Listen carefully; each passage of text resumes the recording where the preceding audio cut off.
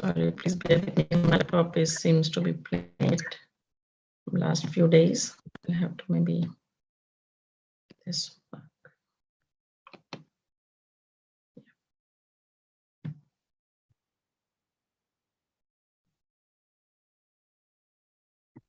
Yeah. Om Namo Bhagavate Om Namo Bhagavate Vasudevaya. Om Namo Bhagavate Vasudevaya.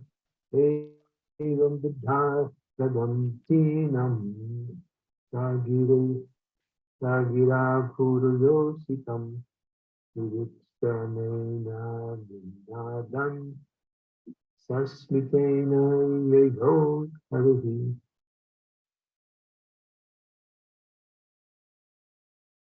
Translation.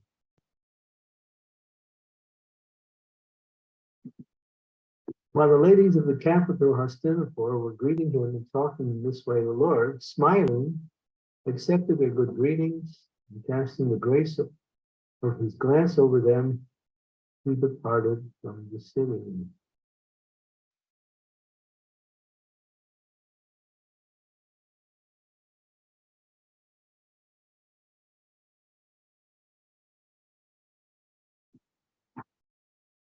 Verse 32.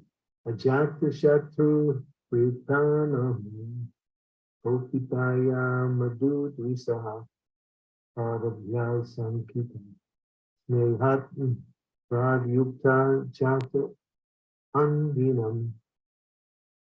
Translation.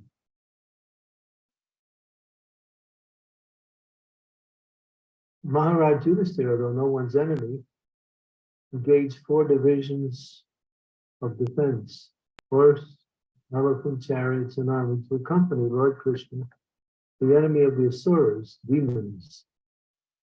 The Maharaj did this because of the enemy and also out of affection for the Lord. Purport: natural defense measures are horses and elephants combined with chariots and men. Horses and elephants are trained to move to any part of the hills or forests and plains. The chariots could fight with many horses and elephants by the strength of powerful arrows, even up to the standard of the Ranastra, which is similar to the modern atomic weapons. Maharaj Yudhisthira knew well that Krishna is everyone's friend and well-wisher. Yet there were Asuras who were by nature envious of the Lord. So out of fear of attack from others and out of affection also engage all varieties of defense forces as bodyguards of Lord Krishna.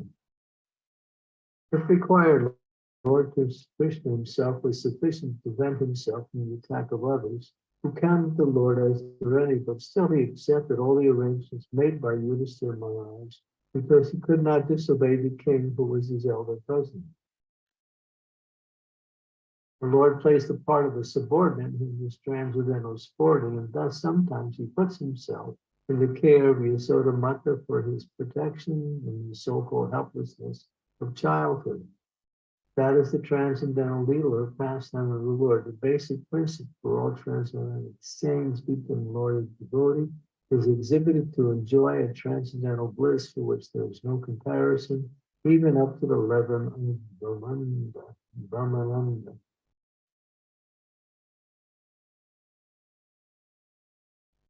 Umagyan Timirandasya Giradina Salakaya Chaksun Militam Yena Tasmai Shri Gurave Namaha Nama Om Vishnu Padaya Krishna Prastaya Bhutale Srimakti Bhakti Vedanta Swami Niti Namane Namaste Saraswati Deve Gaudavani Pacharina Nirvisesa Sunyavari Pasyatya Desatarina Panchakalpa Tarubhasya Kripasimhita Evacha Patitanam Pavanebhyo Vaishnavebhyo Namo Namaha. Jai Shri Krishna Chaitanya Prabhu Nityananda Shri Advaita Gadadhar Shri Vasadi Gaur Bhaktivinoda Hare Krishna Krishna Krishna Hare Hare Hare Rama Rama Rama Hare Hare. The Lord is the all-powerful force in existence. Nothing And existence can thwart the Lord, cause harm to the Lord, or go against the Lord. Everything, he is all powerful in all sense. But here we see he takes a subordinate position of accepting armies for his own protection. There was no, I mean, he could have, as is mentioned here, the Lord needs nothing. We need him, he needs nothing. He is Atmarama, he is self-contained. He is the all-powerful force in existence. He is the beginning, the middle of the end.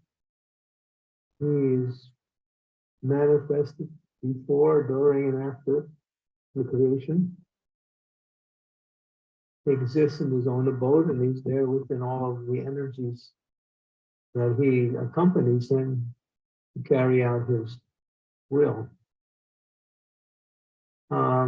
The Lord is perfect, powerful, and fully absorbed in his own transcendental activities.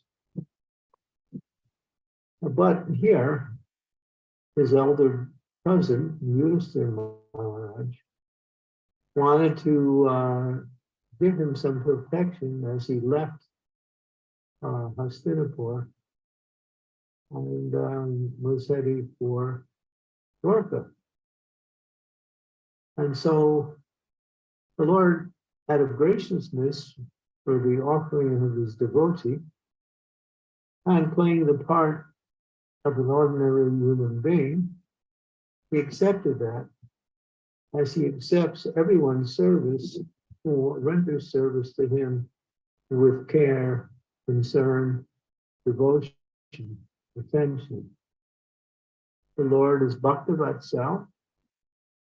He is attracted by devotion, and he even gives up his own position as the supreme power just to facilitate the devotees' service to him.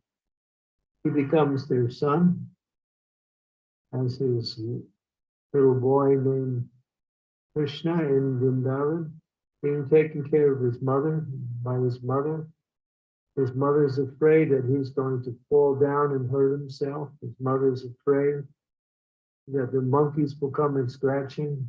His mother's afraid that he will fall into some water. So her fear is a source of devotion to Krishna, and she accepts that as her duty to protect Krishna, although Krishna is fully competent to protect himself in any situation, because he is not vulnerable to anything in this material world, nor even in the spiritual world. Still, acting as the friend of his friends in Vrindavan, the husband of Srimati Radharani, the naughty child of Yasoda, he plays the part of subordinate and loving relationships with his devotees. And this is called transcendental Lila. This is the nature of the Lord, the only one, and everyone who is a devotee of the Lord can have that relationship with Krishna through the process of pure devotional service. Even Krishna comes in the form of his deity. So in his deity, he is no less powerful, even in his deity form. But he submits himself to be protected by and worshipped by his devotees. So as a deity, who gets woken up, he gets bathed, he gets dressed, he eats food, he gives his audience to others, he gets tired, he changes clothes, he gets rested, and he performs all of the activities of an ordinary person in relationship to the service of his devotees who care for him in his form as a deity. And you might say, well, as a deity, he has no choice. No, he's accepted that role simply for the benefit of his devotee. That's why it's called Archa Vigraha, incarnation of the Lord. It's that it's an incarnation to accept the service of his devotee, who can see him, who can offer prayers to him, who can worship him in various ways. So all of this is part of the Lord's mercy upon the conditioned souls. And anyone who gets to associate with the Lord through these different services becomes purified. Their minds become happy, their hearts become joyful, and then they become purified of all material existence. And if they continue that throughout their life, they return to the spiritual world to associate with Krishna in the pure land of love and emotion. So Krishna is always inclined to his devotees. His devotees are more important than him. When Ambarish Maharaj was offended by Durvasa Muni, Durvasa tried to kill Ambarish Maharaj, and Ambarish Maharaj simply took shelter of Krishna, and therefore Krishna released his Sudarshan Chakra, which came at the Muni, and the Muni was running this way and that way, and he was going everywhere, trying to get away from Krishna's chakra. He couldn't, because he had offended the devotee of the Lord, and now his life was in danger. And finally, he went to the Lord and pleaded, "Please, recall your chakra." Durvasa was sincerely begging for his life. Krishna said, "I can't even do that. My devotee, you have offended my devotee, and only he can relieve you from the offense. So if he forgives you, then my chakra will stop. Otherwise, I have no power." Krishna was saying, I have no power to withdraw my own chakra because my love for my devotee is so strong that only my devotee can do that. And therefore, he quoted the famous verse from the Srimad Bhagavatam 9.468, in which he said, "Devotees, the pure devotees are in my heart, and I'm in the heart of my pure devotee. My pure devotees know no one but me, and I know no one but my pure devotees and my devotees." So Krishna reveals his heart by saying his devotees are everything. When apparently the four Kumaras were offended by Jaya and Vijay at the gates of Vaikuntha, refused to allow them entrance to see the Lord, there was an argument. And the Lord became aware of that argument and immediately came to protect his devotees.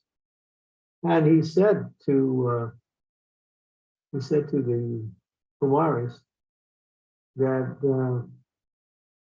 because my devotees have offended you, therefore you should punish me.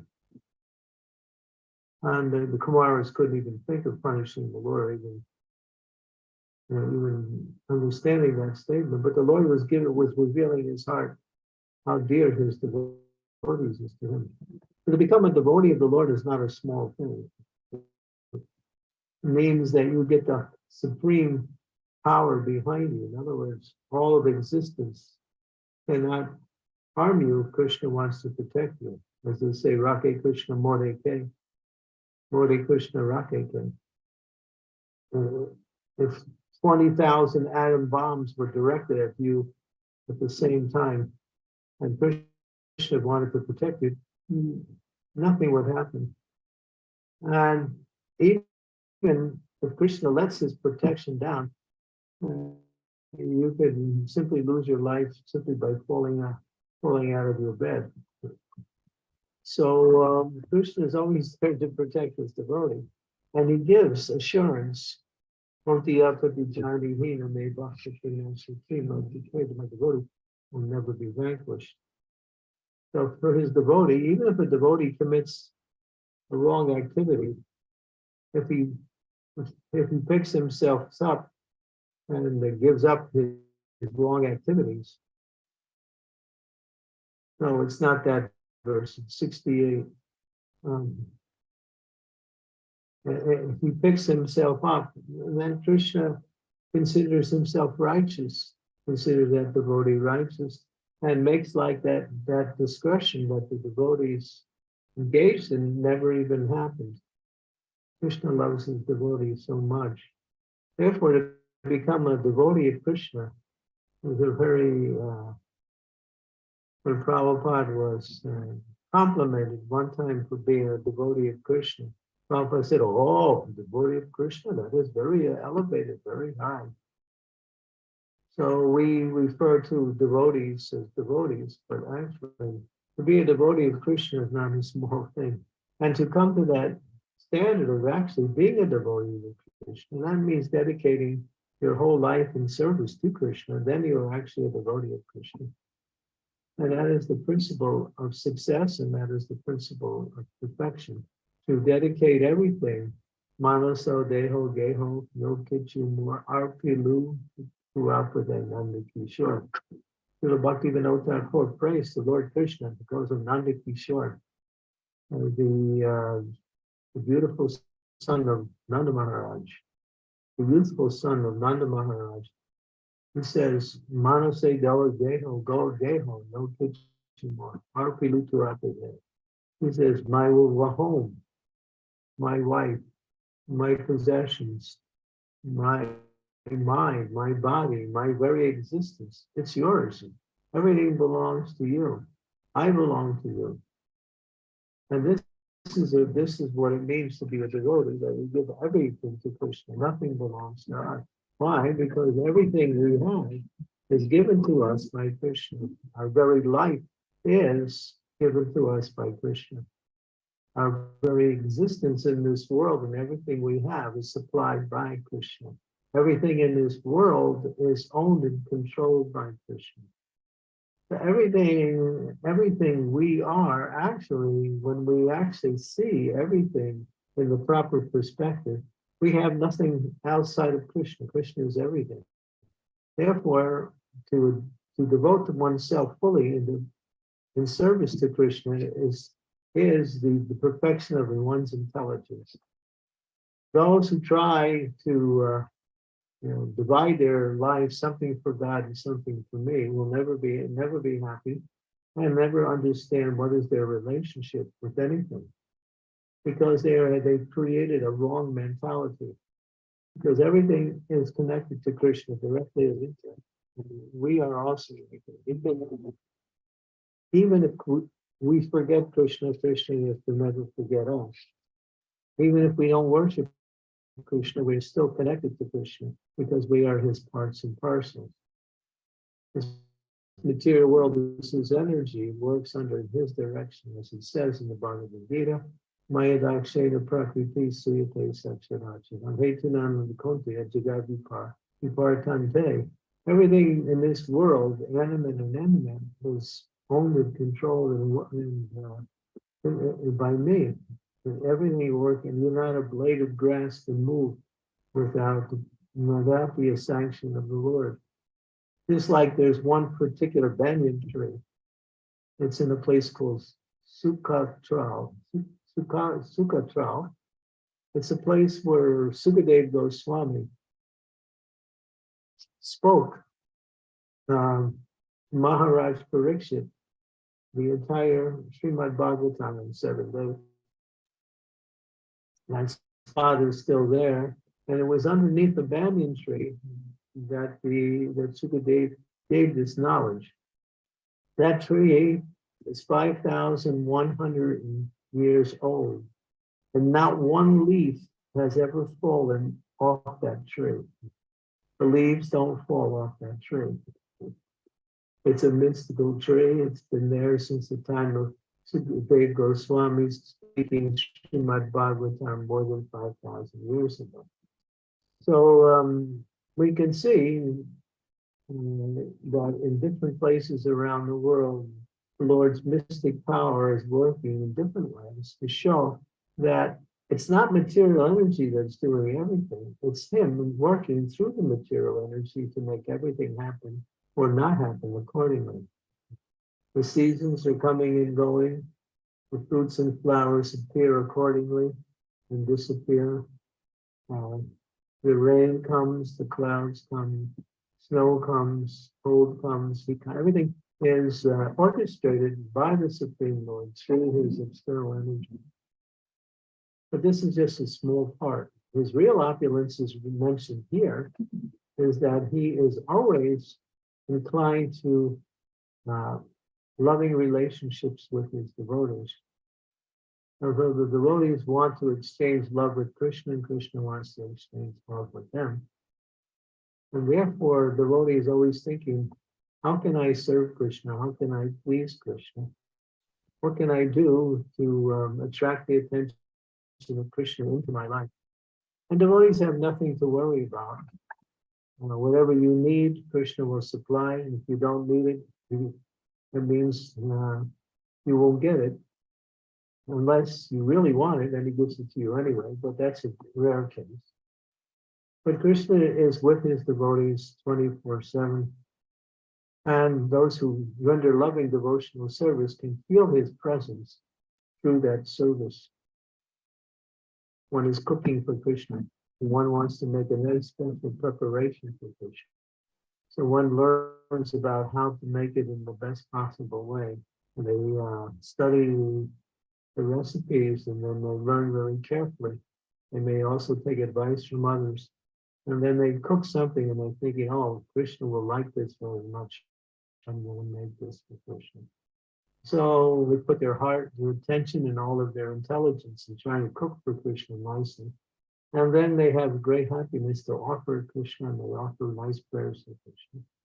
And Krishna sees that there's so much devotion in their attempt to please him, that immediately he accepts the offering and he gives it all back in the form of prasadam.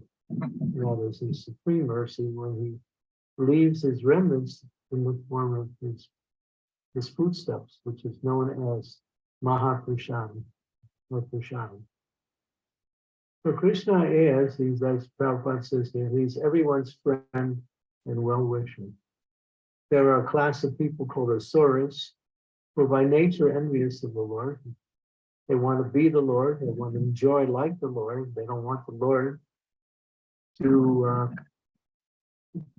control. They want to be the controllers. So they actually have enmity and there's one very famous philanthropist in the world today.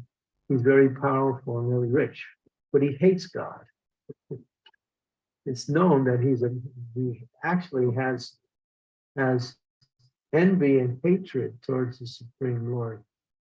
Although he's very powerful materially, he's obviously suffering so much because he doesn't acknowledge any of his success in life as being the success of this coming from his coming from the Lord himself. And therefore he suffers. But a devotee always thinks that the Lord sees something in their life, may connect it with the Lord. Oh, I'm using this pen to write something. This pen is the energy of Krishna. Therefore, Krishna has supplied the pen for me to write.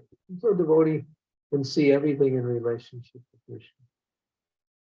If a devotee gets sick, he thinks, oh, because I haven't taken care of Krishna's body very properly, I have gotten sick. And therefore they do what is necessary to get well again, because they know the body belongs to Krishna, not to them. And it's meant to be used in Krishna's service. So connecting everything with and doing everything for Krishna is devotional service. And by doing that, one develops attraction for Krishna. When attraction becomes strong, it becomes full attachment to Krishna. And then one becomes absorbed in doing everything and thinking about Krishna 24 hours a day. When they go to sleep at night, they're still chanting the Hare Krishna Mahamantra, remembering Krishna in their mind.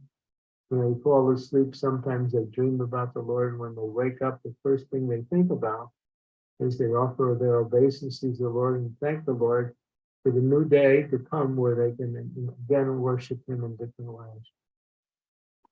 A devotee is always connected with Krishna in one way or the other. And that's what makes, and that's the success of the life of a devotee. He becomes Krishna addicted. Okay, so Hare Krishna.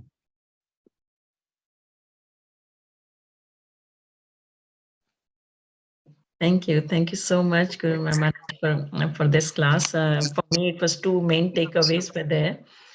First was if we dedicate our whole life for Krishna, and that is the success of life and the perfection of life and the intelligence. And Lord is always with the devotees and devotees are always with the Lord. Thank you so much, Maharaj. Devotees, if you have any question, comments, realizations, please unmute yourself and ask questions. And you can type in the chat box, we can read it. And one thing I just wanted to say that I'll have to leave at 1 o'clock. So Shri Devi Mataji has kindly agreed to manage the call after 1. Thank you. Hare Krishna.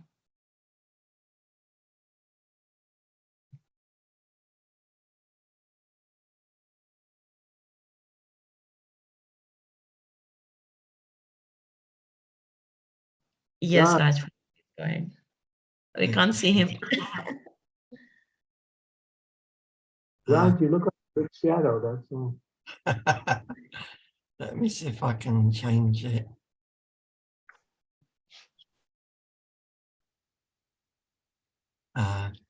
Please accept my humble obeisances. All glories to Srila Prabhupada, all glories to you, Maharaj, all glories to all of the Vaishnavas. Maharaj, in that reference where the Lord was becoming subservient to his devotee, he becomes bound by his devotee. You said yourself that we often call everyone a devotee. So who really is a devotee? One who is devoted fully to a particular object. You can become devoted to your country, devoted to your wife and husband, devoted to your children, devoted to your occupation. The one who becomes fully devoted to Krishna is a devotee of Krishna.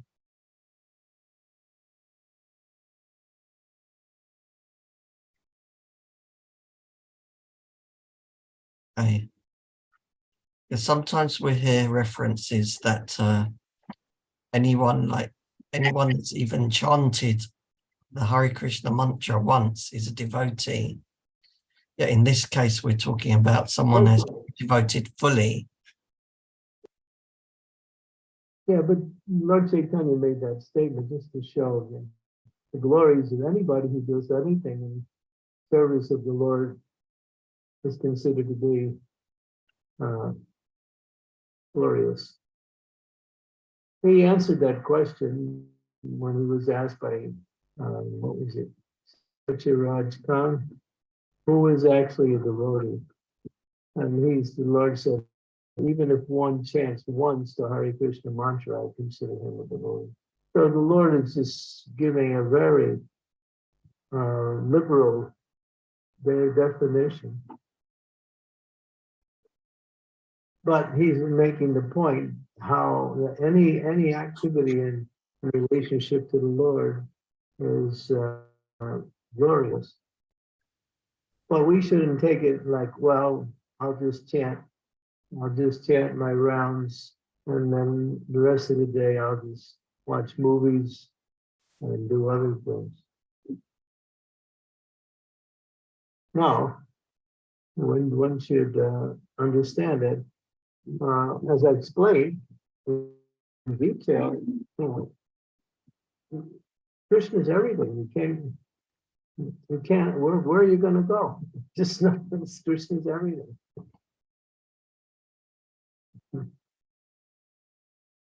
Haribo.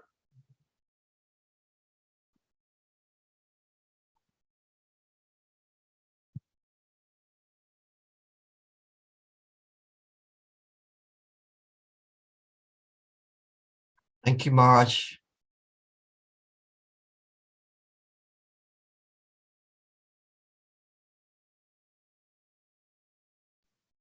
Any other questions, devotees?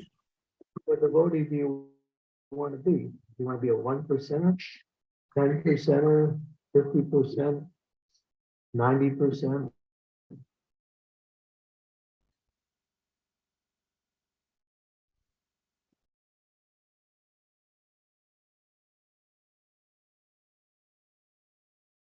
I want to be 100%, but that's a bit unrealistic for me right now, it feels.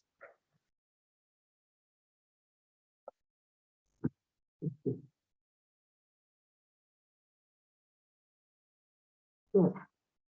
So it's up to you how much you want. As Krishna says in the Bhagavad Gita, Yeyatam mam prapadyante tam sadaiva brajanya mamavart manuvartante manusa parthi salvashya. As they approach me, I reward them accordingly. Everyone follows my path, O son of Krishna. And so, as you approach Krishna, he reciprocates.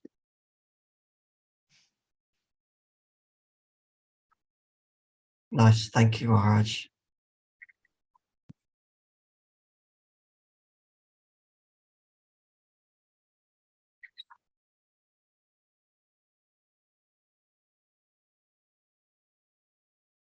They shut that door. Yes, Namrata Mataji, please go ahead.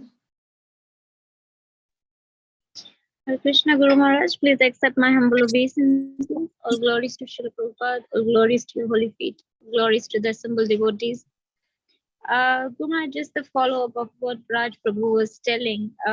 So I just came across a statement from Canto 3, chapter 33, verse 7, in which in purport it says, if one chants once only, chants the holy name once only, it is said to be, it is understood that he has already passed all the examinations, not to speak of those who are chanting always 24 hours a day.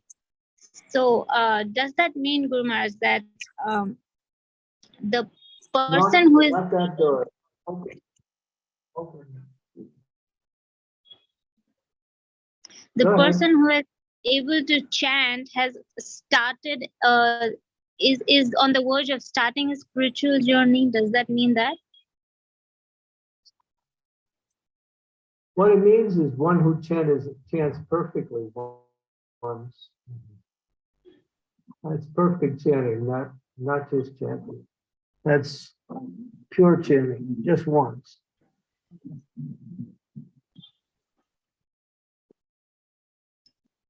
Even Ajamil didn't come to the stage of pure chanting. He chanted helplessly, calling out Narayan, but he chanted in Namabas. But still, he got the reactions of all his sinful activities destroyed simply by that one calling of Narayan, or to speak of the name of Krishna, which is the source of Narayan. But these things are there just to help you understand the power of devotional service. It's not that you chant once and then you forget the rest of the day. It's not like that.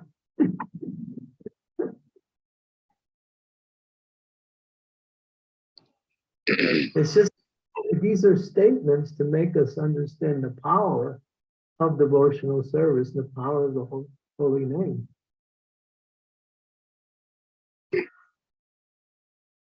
But it's not that, oh, well, I chanted once, therefore I'm purified. Now what am I going to do the rest of the day? I'm already purified, I don't have to do nothing. No, you have to understand these are statements in order to show the glories of the practice of devotional service, how pure it is.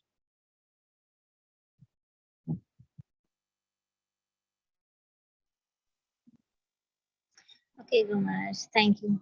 That clarifies. Thank you very much. Hare Krishna. There's another statement that says, Krishna doesn't see what you're giving him, he sees what you're holding back.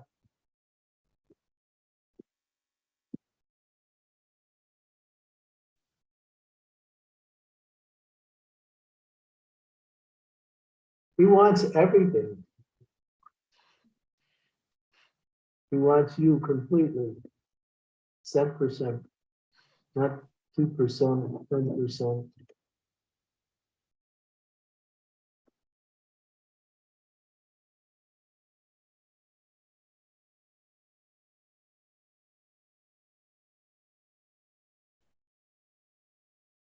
So the more you give to Krishna, the more you elevate yourself in spiritual love.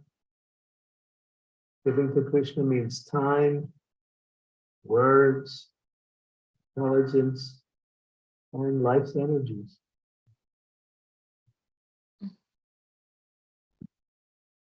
Thank you, Maharaj. Sridevi Mataji, you have a question? She has a different hand today, a brown hand, a dark brown hand. Please accept my humble obeisances. All glories to Srila Prabhupada. All glories to your divine lotus feet, Guru Maharaj. Thank you for reminding us what an exalted position is that of a devotee, and we need to strive for that position. My question is, even though we are trying, even though we have understood the value of devotional service, and even though we understand the futility of trying to even enjoy this material world, still, Krishna wants us to come back to our original constitutional position. And yet, why he sends so many difficulties, even though we are trying? Instead of making it easy, more difficulties seem to come the more you want to try and do something for Krishna. So it's like a paradox. It seems like the more serious you get, the more obstacles you have. No, these obstacles are your purification. Obstacles are? They're your purification, that's all. Oh. Okay. Thank you, Guru Maharaj. That's some solace at least. For a pure devotee, there's no obstacles, but for one who is still impure, these obstacles are meant to help you become more determined in your devotion to Krishna, to free you from material attachments, to give you more dependence on Krishna's mercy.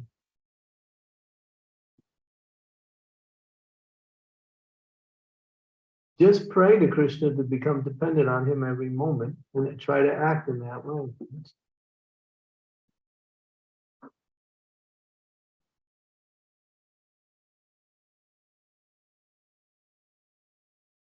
Yes, Guru Maharaj. Thank you so much.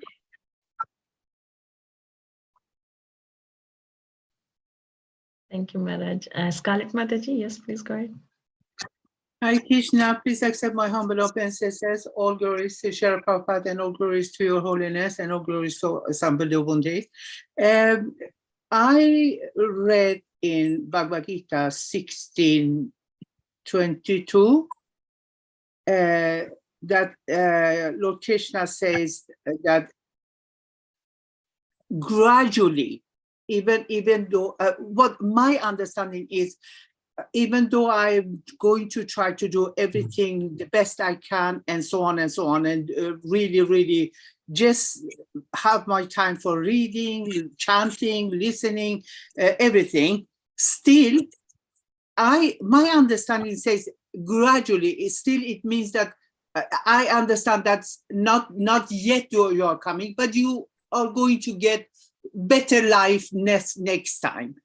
So it doesn't mean that even though I do all this, even though I try my best, distribute anything, everything, and read and lecture, still I'm not going to make it to the back to the Godhead, but maybe in better family life. Have I understood it wrong?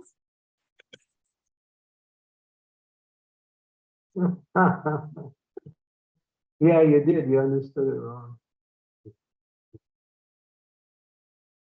No, let's see, what is it? What's that verse?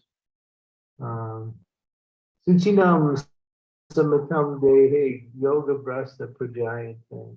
and one who engages in devotional service and still doesn't reach the perfection of platform, in their next life, they take birth in a pious family or religious family, or in a family of very rich merchants. So they get a better birth in their next life because of their devotional service, and they can begin from there. So the goal ultimately is pure devotion. But for those who, whatever you achieve in this life, if you end your life at that point, then you begin your next life where you start left off in this life. So for some can make it in 1 or 2 lives, and some take many lives to make it.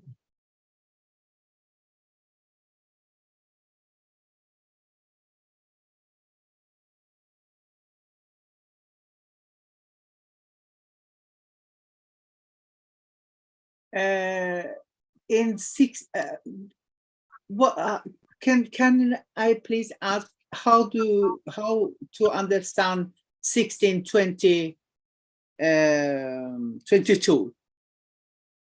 The man who has engaged these 3 gates of hell, O son of Kunti, performs act,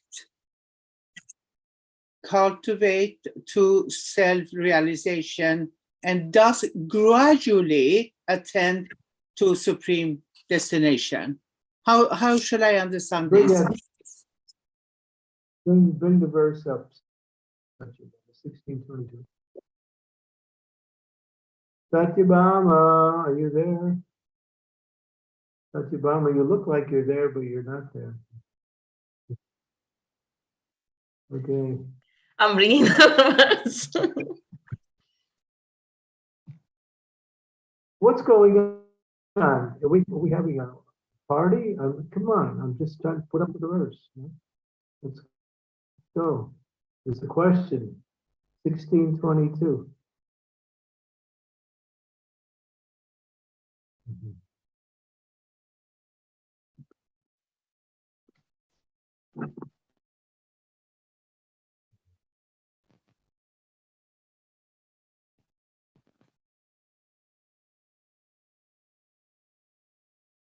Can you see the screen, Maharaj?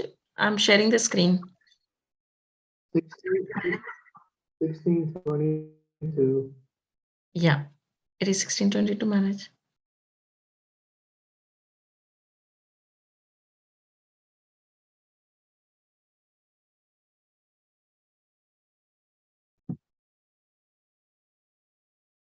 Can you all see?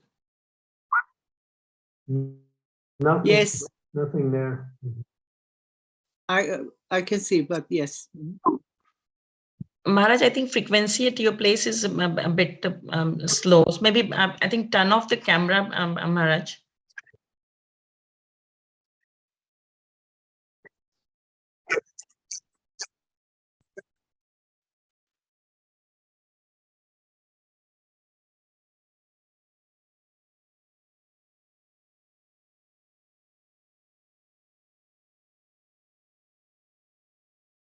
All you have to do is, Scarlett, is read the report. Everything is there. Okay, thank you. Just read the purport and the explanations are there. That's why if you ask questions on the translation without reading the purport, then the purports are there to explain the translation. That's all you have to do is read the purports.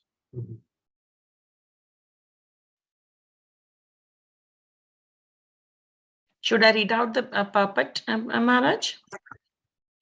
No, it's okay. She can read it at her leisure.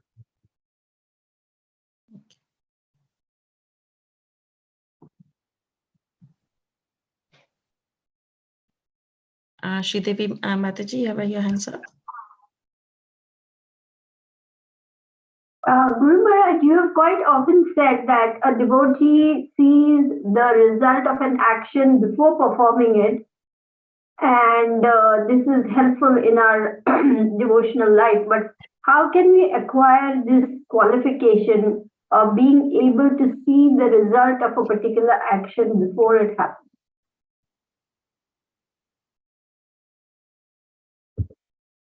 Yeah, it's called intelligence.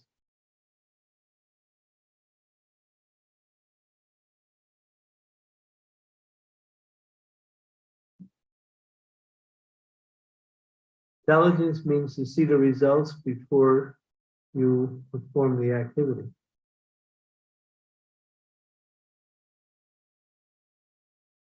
That's intelligence.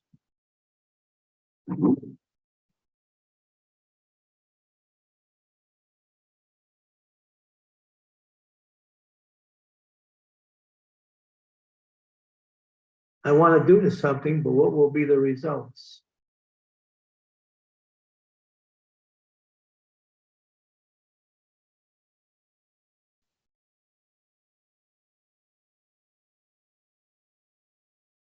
Intelligence. So, the person who has foresight and uses his intelligence to understand things can avoid a lot of problems. Seeing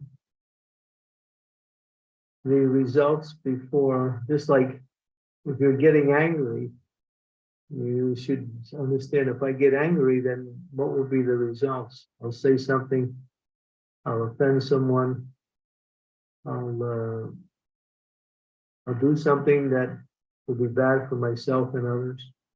So one can see, oh, his anger will cause problems, so he stops the anger. Seeing the results before the activity. Okay, Raj, have another question? Thank you, Maharaj.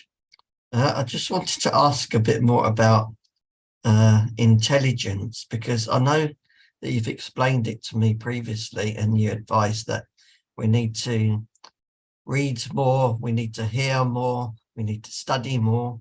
And I'm trying to do these things, but I find that it takes so much time, because I spend a lot of time, like take a verse from the Bhagavatam, read it, reread it, then read Srila Prabhupada's lectures, transcripts on that verse, and then reread the verse again. And just to do one verse, it takes so many hours that way. And then I think, like, that's not one verse, and there's millions of verses and there's millions of books. And can I really get enough intelligence? Because it seems like it'll take me lifetime after lifetime with the Shastra being so vast. Yeah, that's fine. Keep going. Okay, Maharaj. It's an investment. It's not like it's in vain. You're going deeper into your eternal relationship with Krishna through the process of transcendental knowledge.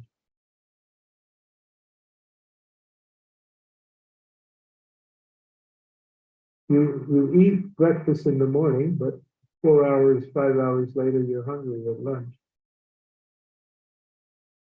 But if you do something transcendental, you read something and you learn it, it stays with you.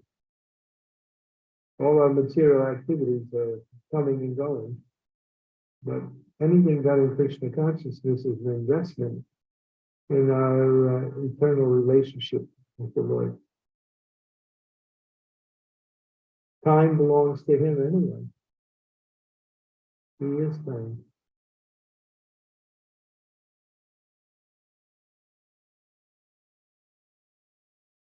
Okay, so I shouldn't worry about if and when I get intelligence. I should just keep reading, keep hearing, keep studying. Well, if you intelligently just pick one verse, read it over and over again, try to understand it from different angles of vision.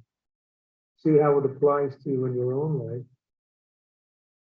And read some of the commentaries by the Acharyas on the same verse. That one verse is enough to give you self-realization. Wow.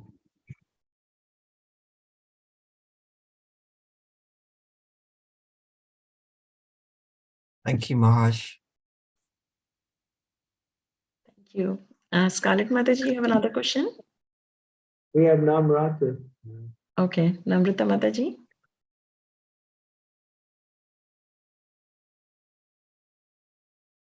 You're on mute, Mataji. Oh, I'm sorry. I'm sorry.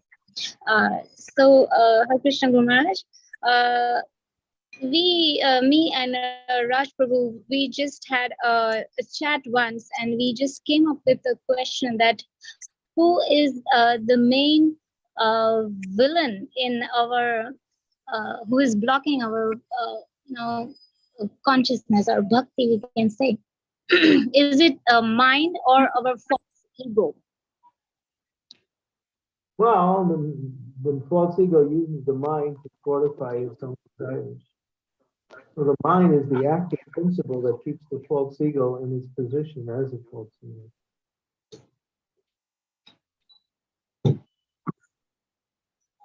But the mind is the one that you have to deal with. Therefore, it says, engage your mind in devotion to Krishna. Use your mind to serve the Lord. So you can't even see your own false ego. It's so subtle, you can see it. At least you can understand the workings of your own mind. And that's how you work.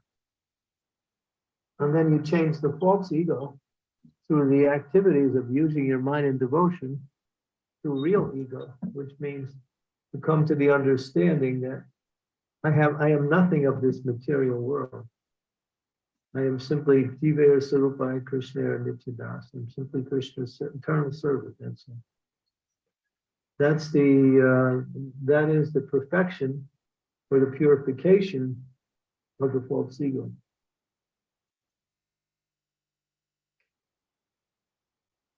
So work with your restless mind.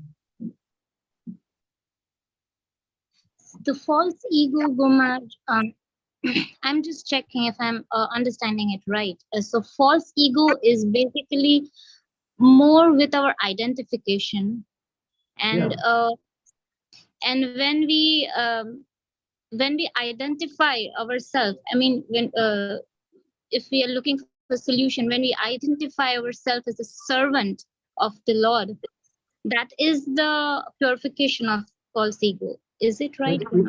That's real ego. False means false, and then there is real ego. Real ego means I'm the eternal servant of the Lord. Jiva Sarupai Krishna Nityadas. That's real ego. That's real identity. Then, Gumaj, how does it connect with the mind then? The false ego uses the mind to fulfill the desires of all of the anarthas we have. You want to enjoy in different ways. The false ego uses the mind to facilitate that. The false ego tells you you'll be happy by doing this. And it points to something material. Oh, you're a woman, so therefore, because you're a woman, you have to have this, this, and this. But you're not a woman. You're simply in a woman's body. Okay.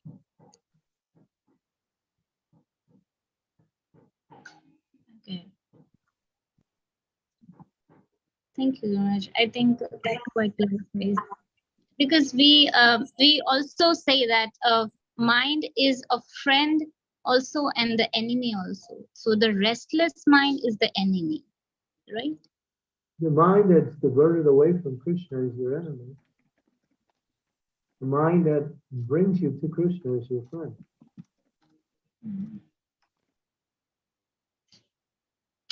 Okay, Guru Maharaj. Thank you. Thank you for the clarification. Hare Okay. Krishna. Okay, we can stop here. I think that's it.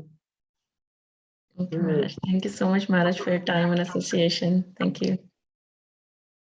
Don't keep thanking me. This is my service. When Okay. you tell me something sentimental every minute. This